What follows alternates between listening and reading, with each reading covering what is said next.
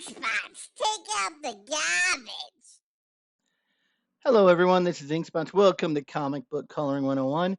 This is the first style I'm going to teach you. These are methods that are going to give you a solid base for your comic book coloring, and we call this the lighting first scenario. This is going to give you a quick but easy start where you get correct color shifts from all the different lighting in the scene. So let's get started. First thing you're going to want to do in this method is have your line work and your background separated. I'm sure there's many videos out there that show you how to do this. So you're going to want to have your line work on one layer, your background layer on the bottom layer, and right in the middle, we're going to have a layer that we can color on. And what we want to do in this layer is just fill it with a 50% gray, slightly toned background color. I like to use, especially in this one, a slightly yellow gray. Now, before we get started on an actual comic book panel, I'm going to show you the lighting setup that we're going to use on this little piece of a panel from Froggy to the Cerberus key. So here's what we're doing. First, we're going to use a dark but warm color just to get the ambient light of the ball so we know the shape.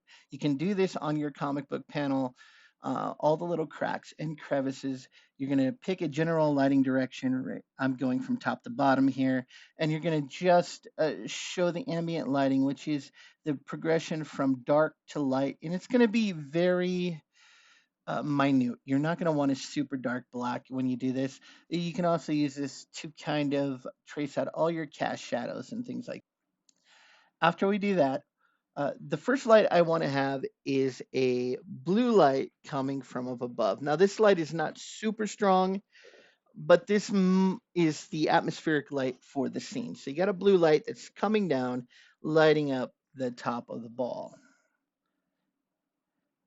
Now, the next light we're going to want to have is that blue light from the ceiling is coming down and bouncing up off the floor and then back up onto the object. So we're going to have a secondary light here, and the blue is going to be less saturated and it's going to be a bit darker. And we're also going to shift it a bit cooler. To do that, you're going to want to shift it down towards the purples a little bit. And we're going to go ahead and put that light on the underside of the object. Now keep in mind, all these layers that we're adding, these layers are being added in screen mode. All the light layers will be added in screen mode, and each screen layer, each light will be on its own separate layer so that you can adjust those. So that first light is a little bit stronger, but we still adjusted it down a bit. The second light is going to be even weaker. So here's one rule to keep in mind when you are coloring. When you have a shadow side and a dark side, there can be no light on the dark side of an object that is lighter than the dimmest light on the bright side of the object. So the least bright tone on the light side of an object is going to be much brighter than the brightest light that is shining on the shadow side of an object. So just keep that in mind. So after we have the bounce light coming up onto the object, we are going to put another screen layer on, and we are going to have a bright yellow light coming in from the side. This is probably going to be like some kind of rim light, and it's going to just illuminate the edge of an object. And we're going to make that light a different color, yellow. So every time you have a light, you want to shift the color, the tone, the intensity. Always shift those three things. All right, now we're going to switch over to the comic book panel and reperform all those steps. Right now I'm laying in the light from the upper half. You can see that I'm putting blue on every plane that will face upwards. Again, this is on a screen layer over that neutral background. Next thing you're going to see me do is adjust the color.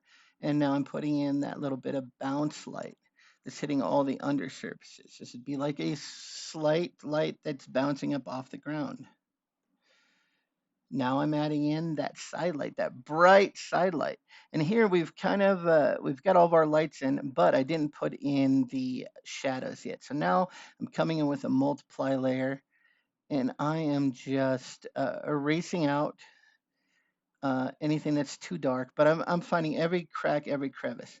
Now you're seeing the final step here. In the final step, you have this stack of layers where all the lights and your shadow layer is.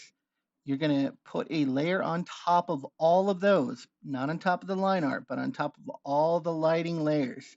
And you're going to set that to multiply. And now you're going to put your flats in. Your flats are going to sit on top of all those layers as a multiply layer.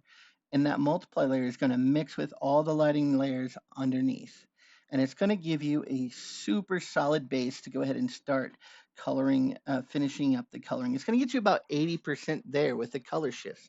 Now you're going to put another layer on top of that, or you can actually flatten all the layers underneath. That's what I usually do. I like to flatten all the layers, the lighting layers underneath, put a new layer on top, and now I'm just going to refine my coloring. You can see that I do a lot of work on top of those layers. Like I said, that gets you about probably like 80-90% there, but you still got to do more work to make it look awesome, because that's the number one thing, right? The rule of cool.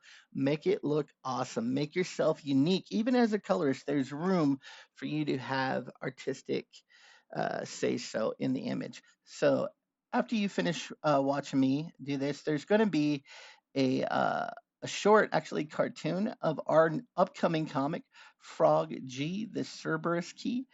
It is funding on Indiegogo right now. You will be able to find the link in the description. If you would back that, that would be awesome. You can get a catch-up tier and get all the Frog G books. As of today, there's only 2 of them. The third one will be out next year. So enjoy that cartoon at the end. If you would, go ahead and click like and subscribe. And if you feel like it, grab yourself a copy of Frog G.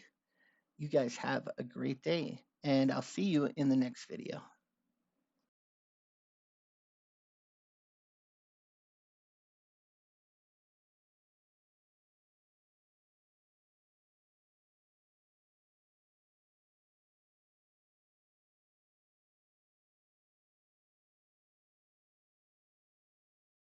We've all read the story. The brave hero conquers the diabolical villain and rescues the damsel in distress.